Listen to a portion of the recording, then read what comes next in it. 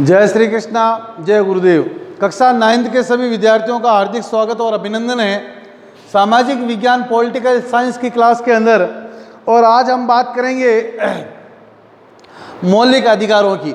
जैसे कि कल हम लोगों ने बात की थी कि भारत के अंदर, भारत के संविधान में हम लोगों को जो मूल संविधान में 7 मौलिक अधिकार मिले हुए थे और इसमें से एक मौलिक अधिकार जो संपत्ति का अधिकार था उसको हटा करके कानूनी अधिकार बना दिया है। अब इसके बाद में कल हमने जो है मौलिक अधिकारों के अंदर सबसे पहला जो अधिकार था जिसका नाम था समता का अधिकार या समानता का अधिकार, जिसके बारे में चर्चा हम लोगों ने चर्चा की थी समानता के अधिकार की। और यह समानता का जो अधिकार था वो समानता का अधिकार धारा 14 से लेकर के 18 के बीच वर्णित है। इसके बाद में हम लोग आज दूसरे अधिकार की बात करेंगे और इस अधिकार का नाम है स्वतंत्रता का अधिकार। स्वतंत्रता का अधिकार। और यह स्वतंत्रता का अधिकार जो है वो धारा 19 से लेकर के 22 तक हमारे संविधान में वर्णित है। धारा 19 से 22 तक। चलिए बात करते हैं 19, 20, 21 और 22 की। 19, 20, 21 और 22। अनुच्छेद 19, अनुच्छेद 20, 21 और 22 में क्या क्या चीजें लिखी हुई है। स्वतंत्रता की बात की जाती है तो धारा 19 में यह लिखा हुआ है कि जो हमारे 6 मौलिक अधिकार हैं उन 6 मौलिक अधिकारों का उल्लंघन न हो, ऐसा अधिकार हम लोगों को ये 19वां मौलिक अधिकार जो है हमको देता है। 19 धारा 19 के अंदर जो हमको 6 मौलिक अधिकार दिए गए हैं, इन 6 मौलिक अधिकारों की सुरक्षा की गारंटी देता है। सुरक्षा की गारंटी, मौलिक अधिकारों की सुरक्षा की गारंटी, मौलिक अधिकारों की सुरक्षा की गारंटी देता है। कौन सा? धारा 19 के अंदर। धारा 19 के अंदर हमें यह स्वतंत्रता है कि हम अपने 6 मौलिक अधिकारों की सुरक्षा करें। धारा 20 के अंदर क्या लिखा हुआ है कि धारा 20 के अंदर यह चीज लिखी हुई है कि अपराधों के लिए दोष सिद्धि के संबंध में संरक्षण।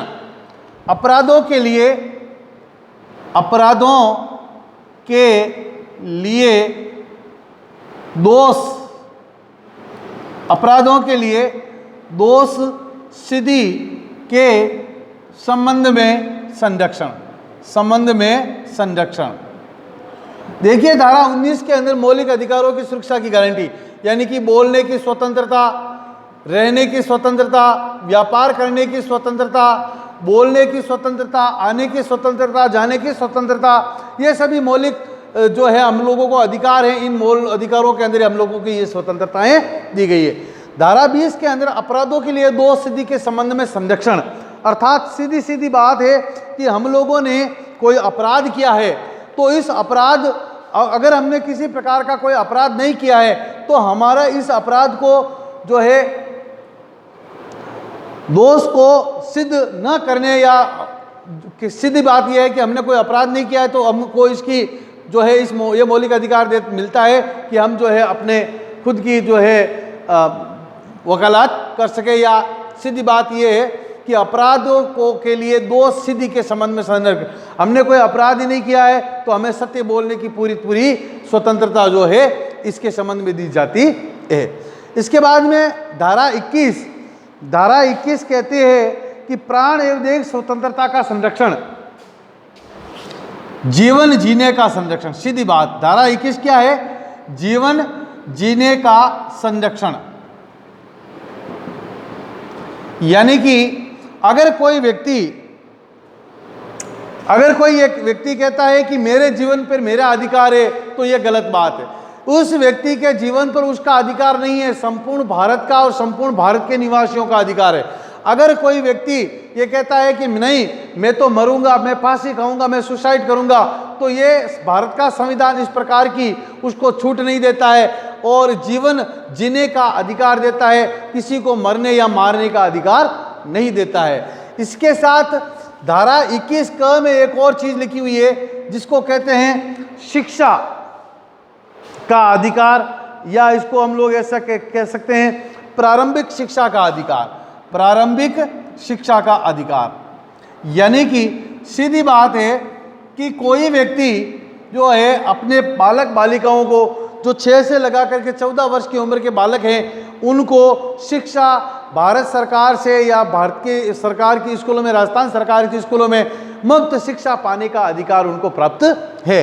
6 से लगा करके 14 वर्ष के बालकों को मुफ्त में शिक्षा पाने का अधिकार है, जिसे प्रारंभिक शिक्षा के अधिकार के नाम से जानते हैं। इसके बाद में धारा 22 कहती है कि कुछ दशाओं में गिरफ्तारी और निरोध से संरक्षण, कुछ दशाओं में गिरफ्तारी और कुछ दशाओं में गिरफ्तारी और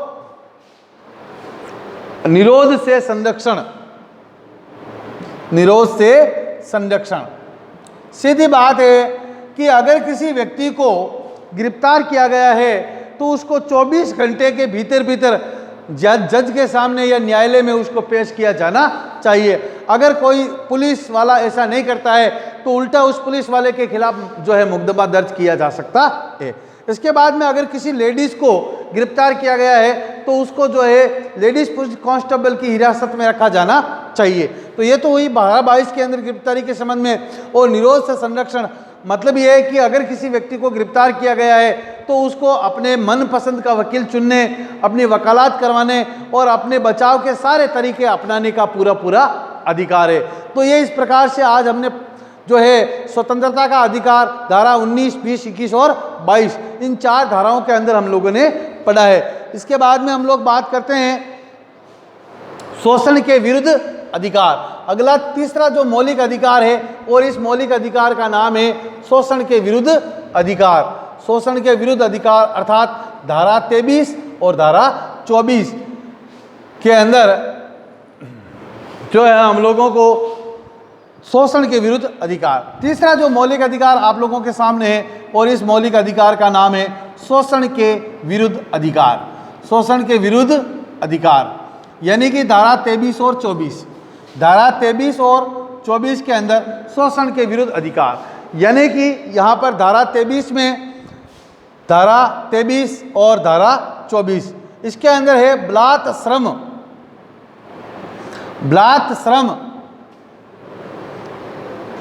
बलात् श्रम का प्रतिषेध,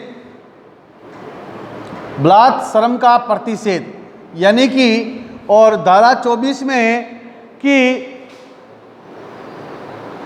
कारखानों आदि में बच्चों का नियोजन का प्रतिषेध, कारखानों में बच्चों के नियोजन का प्रतिषेध। सीधी बात यह है कि धारा 23 कहता है कि किसी भी व्यक्ति को से जो है जबरदस्ती बलात् श्रम नहीं लिया जा सकता। यानी कि पहले के ज़माने में जो बंधुआ मजदूर होते थे अब कोई व्यक्ति बंधुआ मजदूर नहीं रख सकता। यानी कि पहले के ज़माने में क्या होता था कि कोई महाजन होता था और कोई व्यक्ति उस महाजन से कोई पैसा उधार ले लेता तो महाजन जो है उस ब्याज का ब्याज, ब्याज का ब्याज और ब्याज का ब्याज लगा के बड़ी रकम कर देता था। और अगर वो व्यक्ति उस रकम को नहीं चुका पाता तो उसका किसी घर का एक सदस्य को जो है वो नौकर के रूप में रख लेता और उसको बंधुआ मजदूर के रूप में जब तक वो पैसा नहीं उतरे, पैसा नहीं चुक जाए तब तक वो नौकर के रूप में उस महाजन के वहाँ पर कार्य करता था। तो धारा 23 यही कहती है कि किसी व्यक्ति से बलात् श्रम का प्रतिषेध किया जाता है।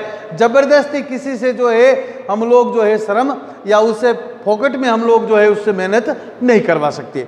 इसके बाद में धारा 24 कहती है जो ये है कि 14 वर्ष तक के किसी भी बालक को किसी भी कारखाने में काम नहीं करवाया जाएगा।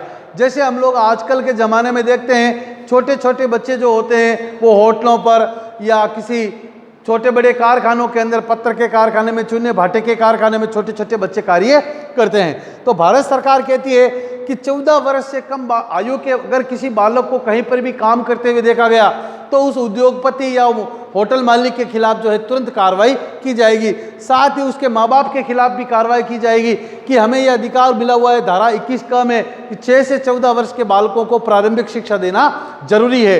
लेकिन हम लोग तो उनसे काम करवाते हैं। तो 14 वर्ष के बालक जो है कहीं पर भी किसी भी कारखाने में या किसी भी होटल में जो है वो कार्य नहीं करेंगे। ये हम लोगों को धारा 24 बताती है।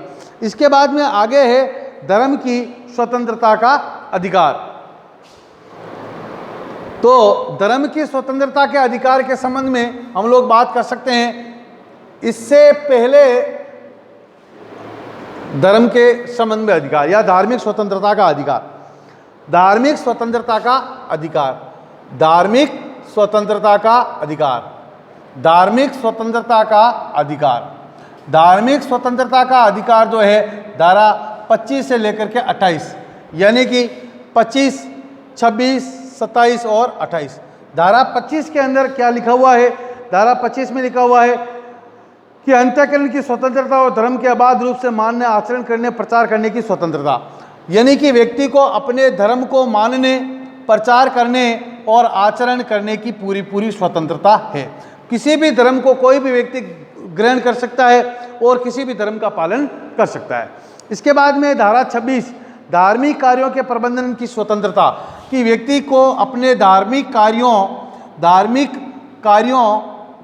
के प्रबंधन की स्वतंत्रता। प्रबंधन का मतलब सीधी बात यह है कि प्रबंधन का अर्थ होता है कि कोई भी व्यक्ति अपने धार्मिक कार्य के लिए वो विभिन्न प्रकार के आयोजन कर सकता है और अपने धर्म का प्रचार प्रसार कर सकता है।